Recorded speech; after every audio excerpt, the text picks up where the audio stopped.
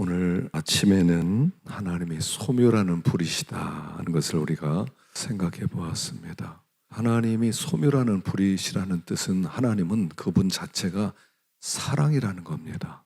하나님은 사랑으로 충만하신데 사랑으로 충만하시다 보니까 그 하나님의 사랑이 불로 나타나는 겁니다. 그래서 여러분 사랑한다 그럴 때는 그 사람이 불 붙었다 이런 뜻입니다. 하나님이 우리를 사랑하신다 그럴 때 하나님은 불이시라는 겁니다. 그래서 하나님의 사랑 전부를 우리에게 쏟아부어 주신 것, 그게 구원이라고 그랬어요. 구원이라고 하는 것은 하나님의 사랑 전부, 하나님 불덩어리신 사랑인데 그 무한한 사랑 전부를 쏟아부어 주신 것, 이게 구원이라고 그랬어요. 그래서 그 구원을 받은 사람은 하나님의 불을 받은 사람이에요. 그 신앙생활은 뭐냐면 불 받는 거예요. 불 받는 거. 그래서 그 불을 받은 다음에 구원을 받은 사람은 뜨거워져요. 이건 뭐 장로교인이나 감리교인이나 무슨 순복음교회 교인이나 할 것 없이 구원받은 사람은 뜨거워져요. 저는 처음에 구원받았을 때 왜 장로교인이 차갑다는 말을 하는지 이해를 못 하겠더라고요. 아니 어떻게 이 구원을 받았는데 이렇게 차가울 수가 있지? 뭐 하나님이 예정으로 구원해 줬으니까 나중에 저절로 천국 가니까 뭐 그렇게 이게 상상이 안 가더라고요. 너무 뜨거워졌어요. 그래서 하나님은 뜨거운 불을, 사랑의 불을 주시고 우리는 사랑의 불을 하나님께 올려드리는 거예요. 그래서 하나님은 우리에게 구원해 주시고 우리는 예배로 하나님께 응답하는 것이죠. 그렇게 될 때 하나님과 우리의 관계는 하나가 되는 거예요.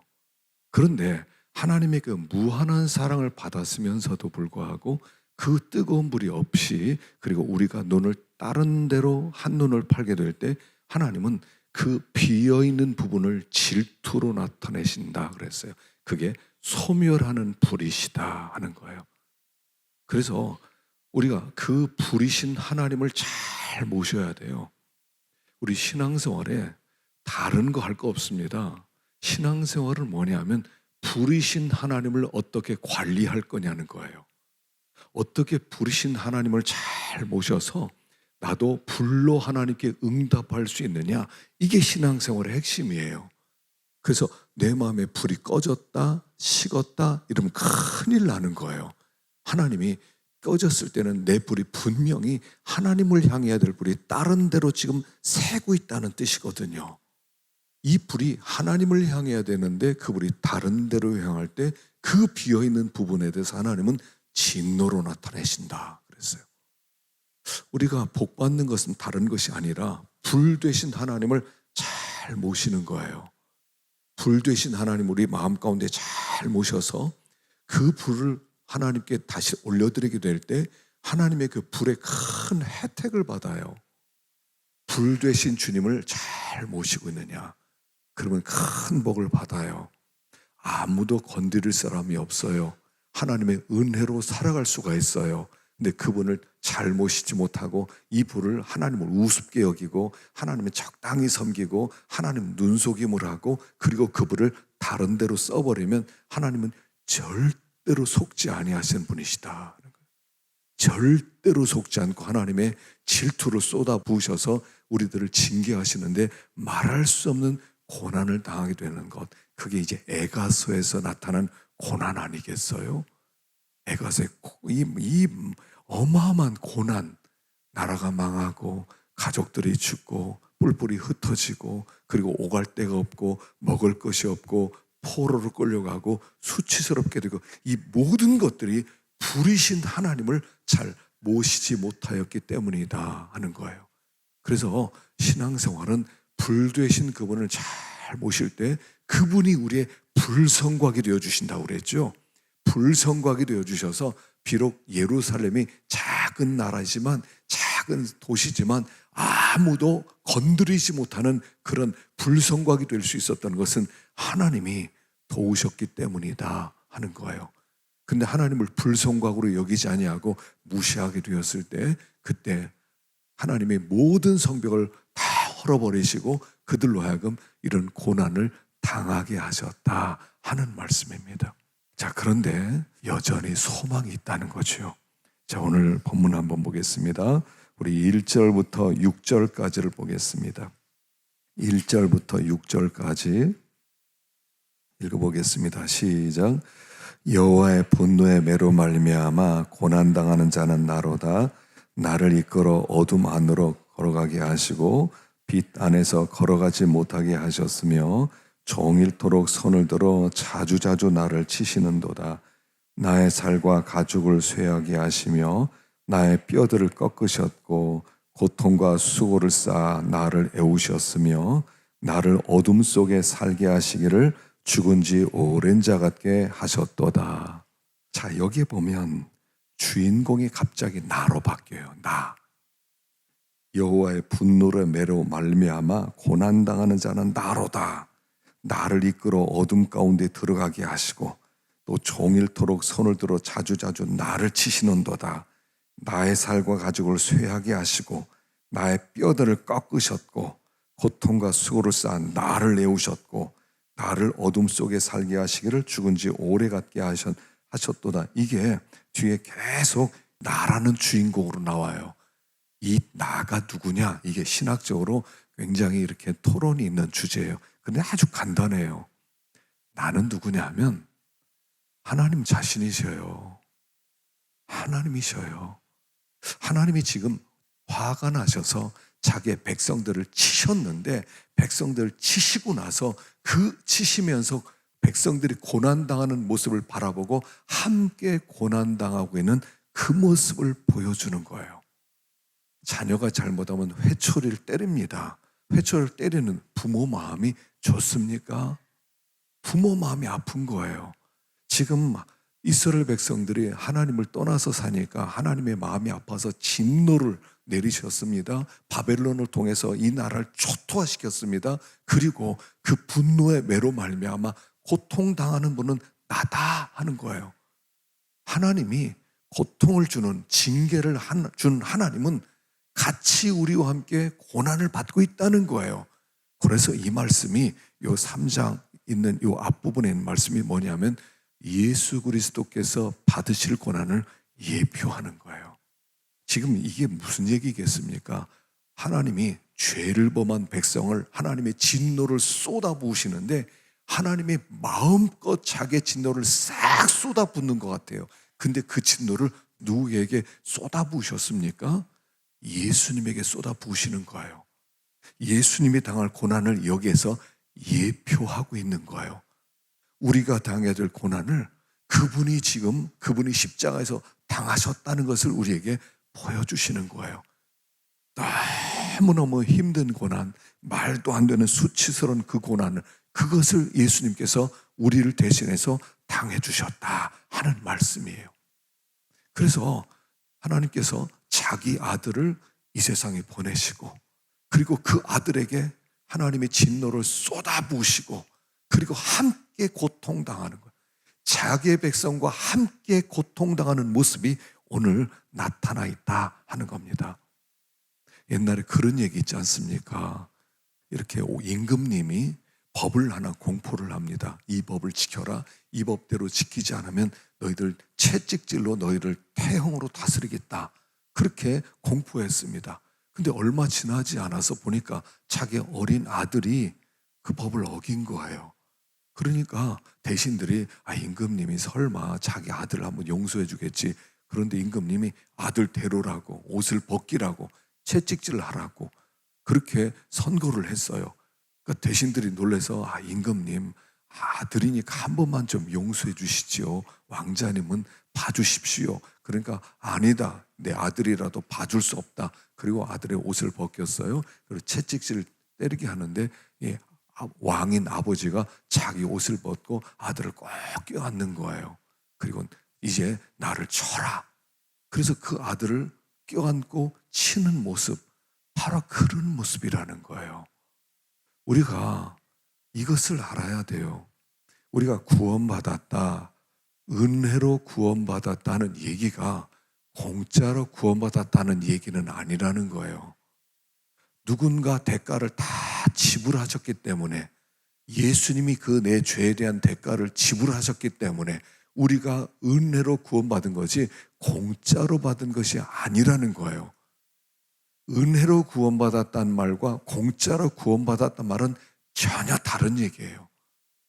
예수님께서 대신 고난을 받음으로 말미암아 내가 은혜를 입어서 구원을 받았고, 이제 예수님께서 나를 이렇게 소중하게 여기고 존귀하게 여기신다, 이런 뜻이라는 거예요. 하나님의 백성은 굉장히 소중한 사람들이에요. 아들의 피값으로 사신 바 되었기 때문에 우리가 그냥 소중한 자가 아니라 아주 굉장히 소중한 자가 되었다는 것을 항상 기억해야 돼요. 나는 참 존귀하다. 나는 참 소중하다. 우리는 이 세상의 그 어떤 것보다도 소중한 거예요. 우리 존재 자체가 예수님을 피값으로 주시고 우리를 샀기 때문에 우리가 이렇게 소중한 자라는 거예요. 그리고 하나님은 우리를 그렇게 소중하게 여기시는 거예요. 우리가 하나님의 소중하게 여기는 바를 알아야 돼요. 내가 나에 대한 존경심이 있어야 돼요. 우리가 나를 어떤 때는요, 열등감으로 대할 때가 있죠. 난 별것도 아니야. 나는 실력도 없어. 난 돈도 없어. 나는 머리도 안 좋아. 난 별것도 아니야. 이렇게 생각하는데 하나님 눈에는 그렇지 않다는 거예요. 하나님은 내가 머리가 나쁜 게 관계없어요. 내가 부자가 아니어도 가난해도 관계가 없어요. 내가 아는 것 많지 않아도 괜찮아요. 하나님은 나란 존재 자체를 귀히 여기는 거예요. 왜냐하면 적어도 예수님의 피값으로 나를 사셨기 때문이다 하는 거예요. 그래서 지금 이 3장에서 우리에게 주는 가장 중요한 얘기는 너희들에게 이렇게 고난을 주고 징계를 주는 내가 이 고난을 똑같이 받고 있고, 아니 나는 그보다 더 큰 고난을 받고 있다라고 말씀하는 거예요. 이것을 하나님의 파토스라고 부르는 거예요. 파토스란 게 뭡니까? 감정이입이에요. 우리가 고난당하는 속에 주님이 찾아오셔서 우리가 당한 고난 그대로 그것을 느끼고 있다는 거예요. 오늘 주보에, 이번 주 주보에 그 지혜의 샘이라는 부분을 이제 넣기 시작했는데 거기 이런 얘기가 나와요. 신비주의자 중에 마리아라는 여인이 있었어요. 이 마리아는 여인이 있는데 예수님께서 마리아에게 찾아오시더니 너의 심장을 나에게 다오 그러시더래요. 그래서 이제 환상 중에 알았습니다. 가져가세요. 그래서 그 심장을 예수님의 심장 속으로 집어넣으셨대요. 그리고 얼마 뒤에 그 심장을 다시 넣어주시더래요. 근데 그 주님이 품속에 넣었던 심장을 받는 순간 마음 가운데 굉장히 고통스럽고 아프더래요. 주님이 이거 왜 그렇습니까? 그러니까 얘야, 너를 향한 내 마음, 이 땅을 향한 내 마음이 아프다. 그래서 너의 심장이 내 심장에 들어와서 그 피로 영향을 받고 하나가 되었을 때 너에게 좋은 너의 마음도 아플 거다 그러시더라는 거예요. 주님이 우리 마음을 볼 때 아프세요. 고난을 주는 아버지의 마음, 또 이렇게 우리를 사랑하는데 그 사랑을 모르고 그렇게 방황하고 있는 우리를 바라볼 때 아버지의 마음은 아프시다는 거예요. 이게 파토스예요. 우리의 상태와 우리의 상태를 보고 하나가 되어서, 감정이 하나 되어서 여기에 나오는 그 모든 아픔을 같이 느끼시는 아버지의 마음. 그래서 우리가 아버지를 생각할 때 아버지는 하나님이니까 고통도 없으시겠지, 아픔도 없으시겠지, 슬픔도 없으시겠지, 그리고 우리가 돌아오나 안 돌아오나 보자 하고 뒷짐지고 쳐다보시겠지라고 생각하지만 전혀 그렇지 않다는 거예요. 같아요. 아버지하고 아들은요, 마음이 하나입니다. 하나예요. 그래서 그걸 고스란히 느껴요. 아들이 조금만 철이 들면 아버지를 보면서 아버지 아픔이 아들의 아픔이 돼요. 이건 어떻게 피할 수가 없어요. 아버지하고 아들은 마음이 하나가 돼요. 하나님의 마음과 우리의 마음이 하나예요. 우리가 아플 때 하나님도 아프시고, 우리가 괴로울 때 하나님도 괴로우시고. 그래서 여기 3장에 나타나는 것은 하나님의 파토스, 우리와 같은 고통을 당하시는 하나님이시다 하는 말씀입니다. 자, 여기 시편 149편 23절을 한번 읽어보겠습니다. 시작. 하나님이여 나를 살피사 내 마음을 아시며 나를 시험하사 내 뜻을 아옵소서. 내게 무슨 악한 회개가 있나 보시고 나를 영원한 길로 인도하소서. 하나님은 우리의 마음을 살피는 분이라는 거예요. 서치라고 그랬어요. 하나님께서 우리의 마음을 서치한다는 거예요. 우리의 마음을 살피는데 어떻게 살피냐면 마치 법정에 서 있는 자 같이 살피는 거예요. 어떤 사람이 죄가 있는지 없는지 살피기 위해서 검사와 변호사가 있습니다. 검사가 이 사람의 죄를 드러내기 위해서 그동안 이 사람을 아는 증인들, 증거품들 그걸 다 가지고 나와서 법정 앞에서 이 사람은 이런 사람입니다 하고 고발하는 거, 바로 그런 거예요. 샅샅이 하나님 내 마음을 샅샅이 살펴서 내 마음을 아시고 나를 시험해 주셔서 내 뜻을 하나님이 시험해 보시는데 내 사상이 하나님만을 사랑하는 사상인지 아니면 잘못된 사상이 있는지 하나님이 살펴보시고 시험해 보시고, 여기 테스트 그랬어요. 테스트미, 나를 테스트하시고, 그리고 나서 하나님 내가 혹 잘못된 길로 가면 하나님 나를 쳐서라도 나를 바른 길로 인도해 주옵소서라고 하는 시예요. 자, 하나님은 우리를 샅샅이 살피는 분이세요. 적당히 대충 이렇게 말 몇 마디 해보고 괜찮은 사람이네 이런 게 아니라 나에 대한 모든 증인들, 증거품들을, 내가 했던 말들, 내가 했던 행동들, 내가 다녔던 모든 것들을 싹 모든 정보를 가져와서 나를 하나님이 서치하시는 거예요. 자, 그 하나님 앞에 저는 흠이 없습니다, 저는 완전합니다 할 사람이 어디 있겠냐는 거예요. 그 얘기는 뭐냐면 우리는 하나님의 징계를 받을 수밖에 없는 사람이라는 거예요. 우리가 하나님 눈에 보시기에 아직 부족한 게 많아요. 하나님은 우리에게 엄청난 축복을 주시려고 그래요. 엄청난 하늘나라의 상속자로 삼기 위해서 우리 하나님이 우리를 준비하고 있어요. 근데 우리가 자격이 없단 말입니다. 그래서 그 자격을 갖추기 위해서 하나님이 이제 여러 가지 모양으로 나를 훈련시키는 거예요, 지금. 그게 징계고 그게 연단이에요. 자, 그래서 히브리서 12장 10절에 보면 읽어보겠습니다. 시작.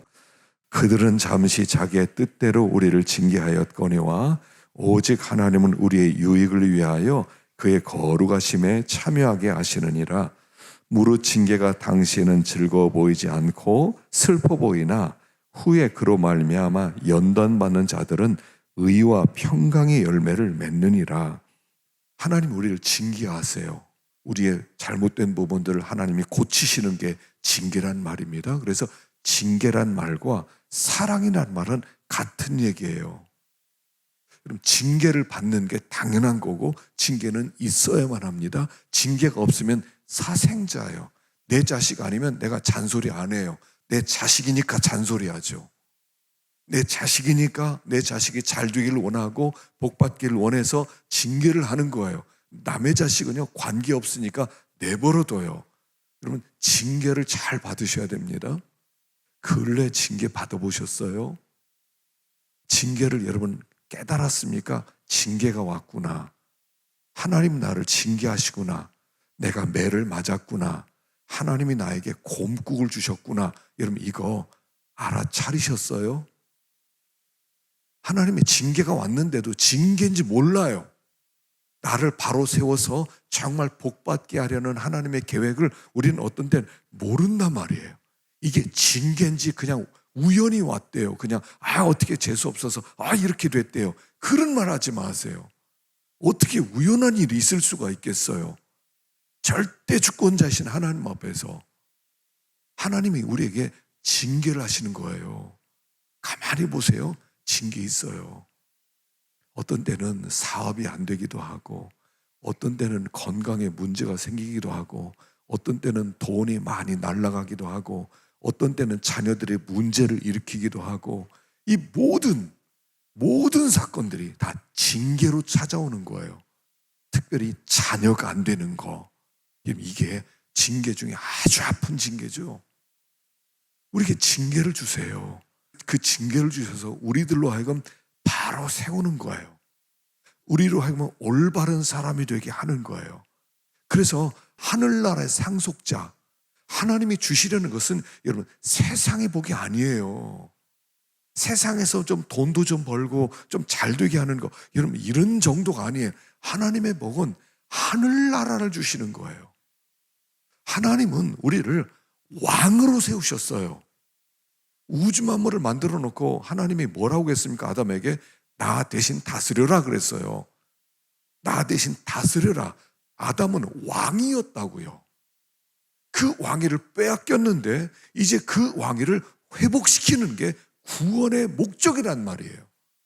근데 우리가 자격이 없어요. 부족한 게 많아요.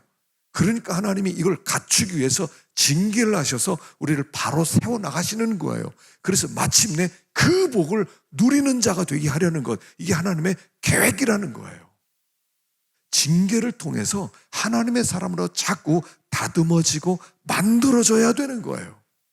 깨져야 되는 거예요. 그래서 징계는 그 자체가 사실은 사랑이에요. 당할 때는 어떤 때는 아프기도 하고, 어떤 때는 속도 상하고, 어떤 때는 슬프기도 하고, 어떤 때는 외롭기도 하고, 그런 모든 일이 있지만 사실은 하나님의 계획은 마침내 복을 주시려는 거예요. 그 징계는 그 자체가 하나님의 사랑이다 하는 거예요. 믿는 사람들은 징계를 받게 되어 있어요. 징계를 받게 되어 있어요. 신앙생활은 세상에서 망하는 거예요. 세상에서 망한 다음에 하늘의 것을 얻는 거예요. 하늘의 것을 얻기 위해서는 이 세상에서 망해야 되는 거예요. 그게 징계로 나타나는 거예요. 여기에서 잘 먹고 잘 되려고 하고 그러는 거 아니에요. 우린 여기에서 미리 마지막에 당해야 될 거를 여기서 다 당하는 거예요.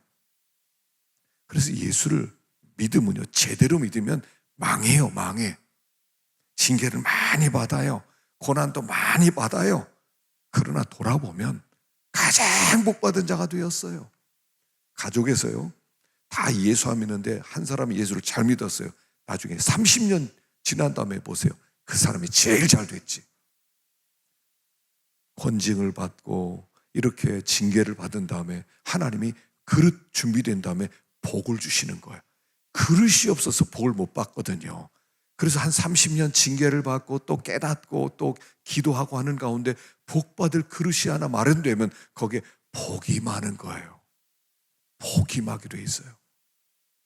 그래서 징계가 있는 것은 당연하다 하는 것을 생각해야 된다 하는 것입니다. 7절 보겠습니다. 7절 시작. 나를 둘러싸서 나가지 못하게 하시고 내 쇠사슬을 무겁게 하셨으며 내가 부르짖어 도움을 구하나 내 기도를 물리치시며 다듬은 돌을 쌓아 내 길들을 막으사 내 길들을 굽게 하셨도다. 그는 내게 대하여 엎드려 기다리는 곰과 은밀한 곳에 있는 사자 같으사 나의 길들로 치우치게 하시며 내 몸을 찢으시며 나를 적막하게 하셨도다.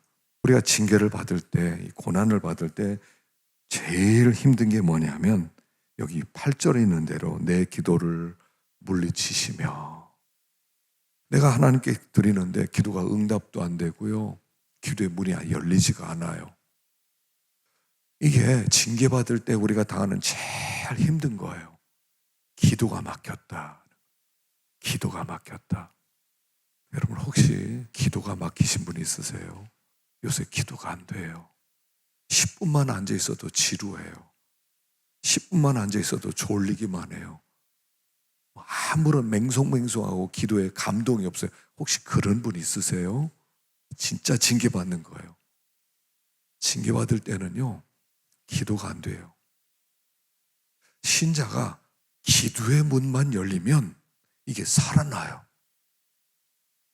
기도의 문만 열리면, 기도가 되면 그때부터 숨을 쉬는 것 같아요. 성도의 호흡이라고 그랬죠. 이 호흡이란 게 뭐냐면 숨 쉬는 건데, 성도는 땅의 공기를 숨 쉬는 사람이 아니에요. 하늘의 공기로 숨 쉬는 사람이에요. 그래서 기도할 때 하나님의 성령이 우리에게 임하는 거예요. 기도가 잘 되면 성령이 임해요. 숨 쉬는 것 같아요. 살 것 같아요. 물속에서 한 30초 참았다니 막 죽을 것 같아요. 그러다 물 밖에 딱 나왔을 때 막 숨을 확 쉴 때 그 기분이요. 남자들은 군대 가서 화생방 훈련 받을 때 그냥 조그만 방에 들어가서 거기에 최루탄 가스 터트려 놓고 그 다음에 막 눈물 콧물 흘리고 막 있다가 그 다음에 한 1분쯤 있다가 나가라고 그러면 그 밖에 공기가 얼마나 상쾌한지, 이게 기도를 통해서 얻게 되는 시원함이에요. 기도가 되면 시원함이 찾아와요. 하늘에 숨을 쉬는 거거든요, 이게. 근데 기도가 아까 막히면 그리스도인이 아니에요. 기도가 안 된다. 그럼 그 사람 볼 것도 없어요. 세상 사람과 똑같이 살아가요. 욕심 막 부리고 막 화를 내고 그 다음에 거짓말을 치고 막 그렇게 살아가는, 이익을 위해 살아가. 그렇게 될 수밖에 없어요. 기도를 안 하는데 하늘의 생기로 호흡이 들어가서 힘을 얻어서 믿는 생활을 하고 하나님께 영광을 돌려야 되는데 이게 안 된단 말이에요. 기도가 막혔어요. 징계를 받을 때는요, 기도가 잘 안 돼요. 어떻게 기도해야 될지를 몰라요. 무엇을 구해야 될지를 몰라요. 그러니까 기도가 막히니까 진행이 안 되는 거예요. 뭔가 답답은 한데 어떻게 능력을 얻는 법도 모르고, 어떻게 믿음을 쓰는 것도 모르고, 어떤 소원을 가져야 되는 것도 모르고 그냥 그렇게 살아가는 거예요. 하나님의 징계가 오면 기도가 딱 막혀서 하나님과 소통이 이루어지지 않아요. 하나님 아버지 소리가 안 나와요. 이게요, 신자가 하나님 아버지 소리를 못 해요. 이 아버지 소리가 나와야 되거든요. 아버지를 만났을 때 아버지 이렇게 나와야 되는데 써갖고 아버지 이렇게 읽어요. 아버지를 어떻게 읽어요?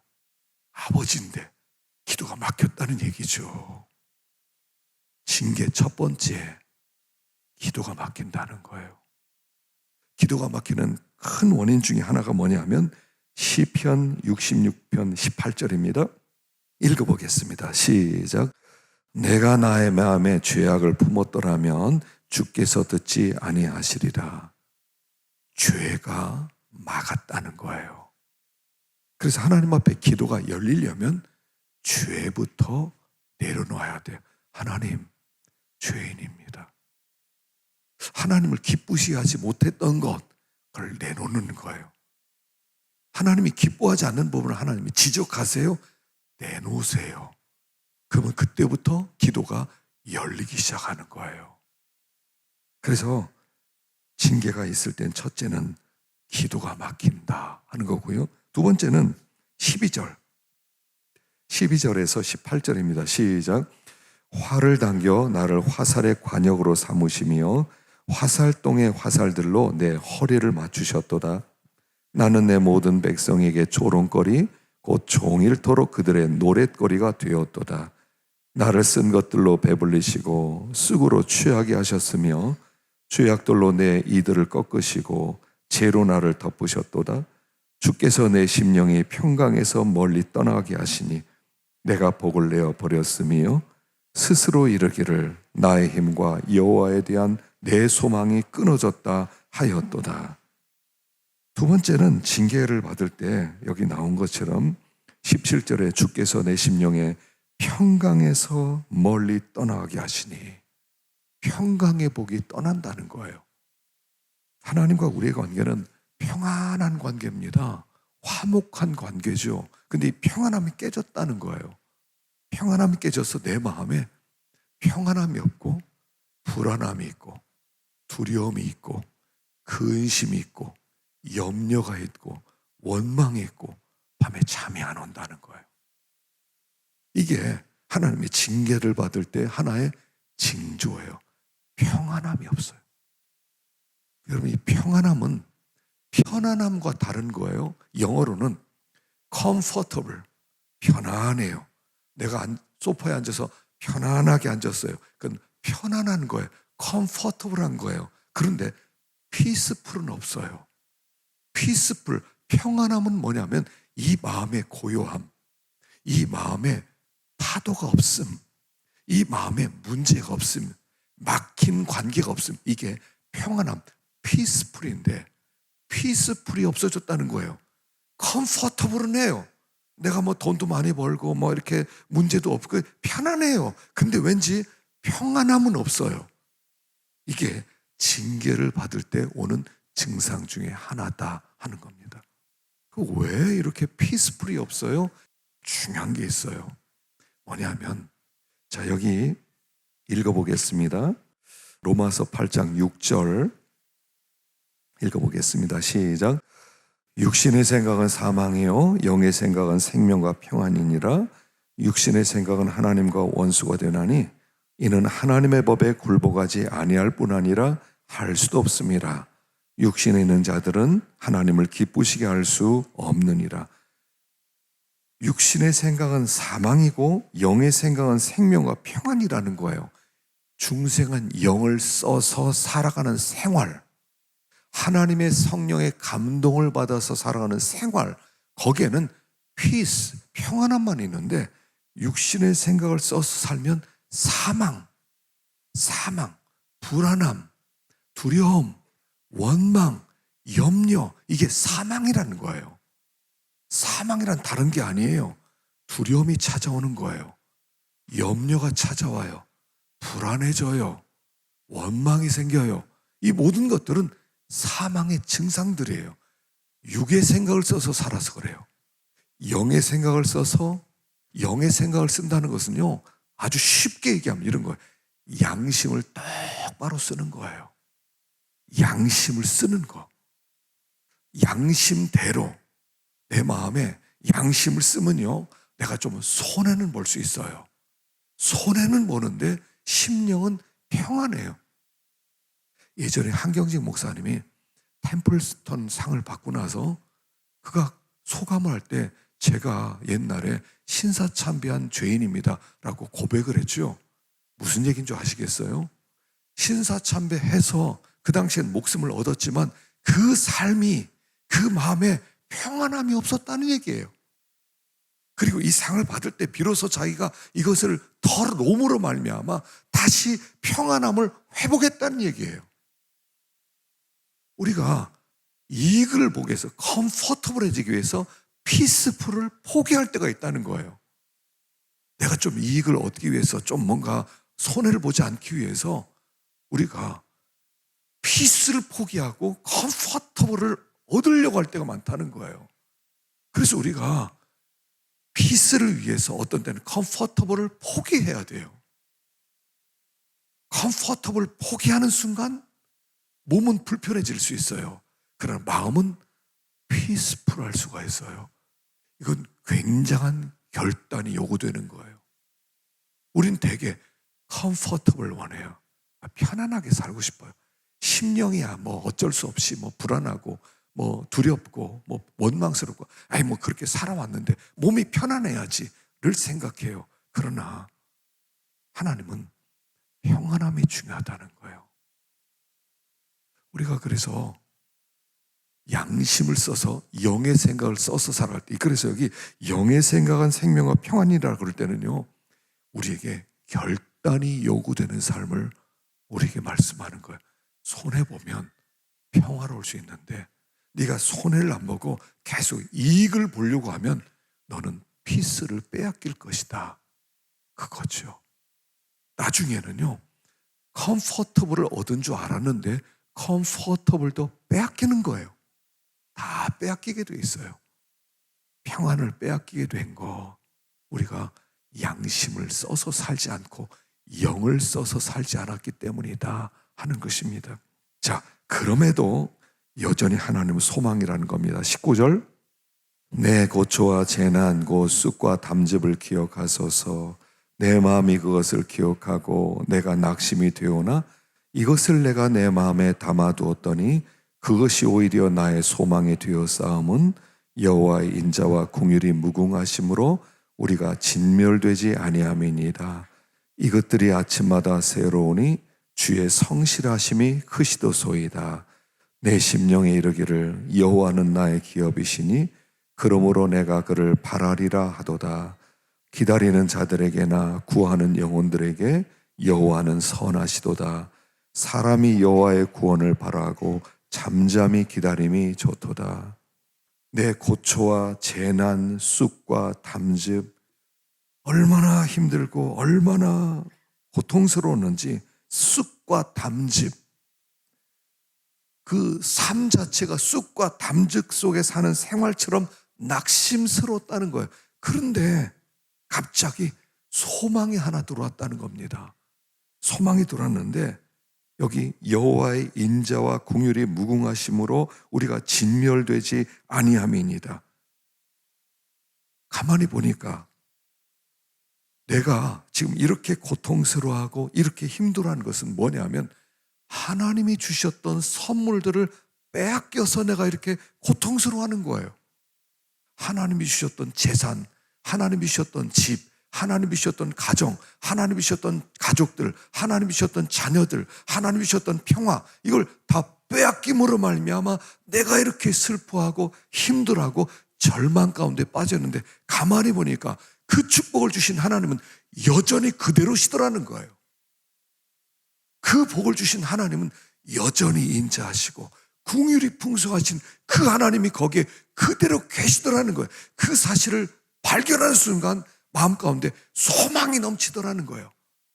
내가 이렇게 절망하는 것은, 내가 이렇게 힘들어하는 것은, 내가 이렇게 억울한 것은 하나님이 주셨던 선물을 빼앗겼기 때문에 내가 이렇게 괴로워하고 절망을 하는데, 그 모든 것을 주신 하나님은 여전히 거기에 계시고, 그리고 그 하나님은 여전히 나를 진멸하지 않고 내가 여기 이렇게 살아있고, 우리의 민족이 포로로 끌려갔지만 거기에 그대로 살아있고, 그리고 하나님이 약속을 주셨는데 70년 뒤에 회복시키겠다는 약속도 하나님이 주시고, 하나님이 지금 잠깐 진노하셨지만 하나님이 인자하심은 여전하시구나. 하나님이 나를 향한 긍휼은 여전하시구나. 나를 향한 언약은 깨지지 않는 거구나. 그걸 생각하는 순간 갑자기 소망이 넘치더라는 거예요. 사람이요, 소망이 있으면 살아나요. 우리 철로역정 지난번에 가서 봤을 때 참 아주 만화 영화지만 아주 참 은혜스러웠어요. 거기에 이 크리스찬과 소망이가 길을 가다가 가는 길이 힘들어요. 그러니까 어디 쉬운 길이 없을까 보니까 편한 길이 있어요. 그래서 야, 편한 길로 가자. 그리고 편한 길을 가다가 원래 길을 놓치게 되죠.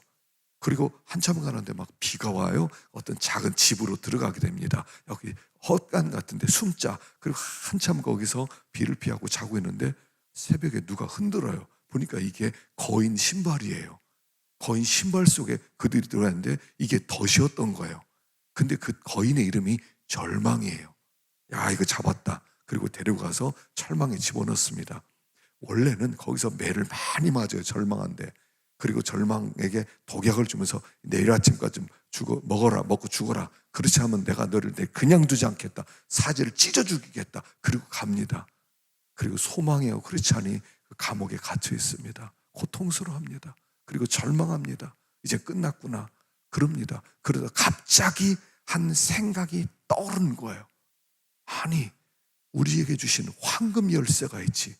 무엇이든지 열 수 있는 언약의 열쇠 있지. 그리고 그 열쇠를 꺼내서 문을 열어보니까 감옥의 문이 열려요. 그리고 도망쳐 나오는 이야기가 있죠. 절망이가 찾아오면, 사람들이 절망하면요, 완전히 아무것도 하기가 싫어요. 의기소침해지고요, 모든 힘을 다 뺏어가는 게 절망이에요. 이 절망의 거인에 한번 걸리면 사람들이 다 자포자기해요.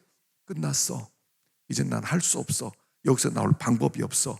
나는 이제 어떻게 못해. 그리고 절망에 그냥 감옥에서 있는 거예요. 이 절망이라는 거인은 절망에서 스스로 죽으라는 거예요. 스스로 자포자기하라는 거예요. 근데 우리에게는 황금 열쇠가 있어요. 언약의 열쇠가 있어요. 하나님의 언약은 변치 않는 거예요. 언약하신 하나님은 우리에게 인자와 긍휼로 항상 우리를 기다려주시는 하나님이라는 거예요. 이게 소망이에요. 이 소망의 빛이 비치는 순간 힘을 얻어서 나오게 되고, 이 절망 속에서 나라가 멸망하고 나 혼자 살아남았어요. 이 절망 가운데 있을 그런 상황이에요. 어떻게 그때 소망을 가질 수 있어요? 하나님은 여전히 은혜로우시다는 거예요. 하나님은 여전히 은혜로우시. 우리가 지금 절망하고 우리가 낙심하고 좌절한 것은 하나님이 주셨던 것을 하나님이 가져가셔서 그런 거예요. 욥도 똑같은 게 아니에요. 욥이 재벌이었습니다. 돈 다 날라갔어요. 자녀들 다 죽었어요. 부인 도망갔어요. 건강도 없어졌어요. 다 없어요. 그러나 여전히 하나님은 계시더라는 거예요. 여전히 하나님은 거기에 계시는, 우리와 함께 하시는 하나님. 하나님은 떠나지 않아요. 여기 창세기 28장 15절 한번 보십시다. 시작. 내가 너와 함께 있어 내가 어디로 가든지 너를 지키며 너를 이끌어 이 땅으로 돌아오게 할지라. 내가 내게 허락한 것을 다 이루기까지 너를 떠나지 아니하리라 하신지라. 야곱이 잠이 깨어 가도래 여호와께서 과연 여기 계시거늘 내가 알지 못하였다. 지금 야곱이요, 형을 속이고 아버지를 속이고 좀 도망가는 중이에요. 도망가는 죄인이에요, 죄인. 근데 하나님은 죄인인 야곱에게 찾아오셔서 함께하고 계시더라 하는 거예요. 하나님은 우리가 죄를 범하는 그 순간에도 하나님 우리에게 은혜로 하나님 우리를 보호해 주셨단 말이에요. 그 하나님은 여전히 은혜로우신 분이시다. 그걸 생각하는 순간에 빛이 비춰지는 거예요. 여러분, 오늘 우리가 이 빛이 있어야 됩니다. 인자와 긍휼이 무궁하신 하나님이 계신다는 것이 소망이라는 거예요. 내가 다른 거 다 빼앗겼을 수 있어요. 없어졌을 수도 있어요. 그러나 하나님이 계시면 하나님은 언젠가는 다 회복시키는 하나님이세요. 나중에 욥이 회복되지 않습니까? 욥이 뭐 2배로 뭐 재산도 많아지고 부인도 예쁘고 이런 얘기가 아니라 하나님이 다 회복시켜 주셨다는 거예요. 삼손도 하나님이 회복시켜 주셨다는 거예요. 회복의 얘기예요. 모세도 회복시켜 주셨다는 거예요. 다 회복시켜 주신다는 거예요. 이게 우리의 소망이라는 거예요. 하나님은 여전히 은혜로우시다. 하나님은 여전히 인자와 긍휼이 무궁하시다. 그 하나님은 변함없이 우리와 함께 하신다 하는 거예요. 그 하나님이 우리와 함께 하시기 때문에 우리가 지금 고난 속에서 있는 것 같지만 하나님과 함께 있는 거예요. 광야는 그냥 아무도 없는 고독한 광야가 아니라 하나님이 함께하고 인도함을 받는 하나님의 광야였다 하는 얘기예요. 지금 이스라엘 백성들이 최악의 상황이에요. 소망은 찾아볼 수 없어요. 그러나 여전히 하나님은 은혜로우시다. 그의 인자와 긍휼은 무궁하시다. 그 생각에 사로잡혀 있을 때 그 10년 가운데 소망의 빛이 밝혀지더라 하는 얘기예요. 우리가 지금 어떤 상황에 있습니까? 여러분 어떤 상황이세요? 그런데 우리가 되게 고민하는 것은 하나님께 선물을 자꾸 요구해서 그래요.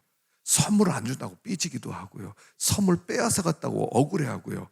그런데 그 선물을 주신 하나님은 여전히 은혜로우시고 나에게 언제든지 회복시킬 수 있는 분이시다는 겁니다. 그걸 품을 때 우리 10년 가운데는 소망이 넘치게 될 것입니다.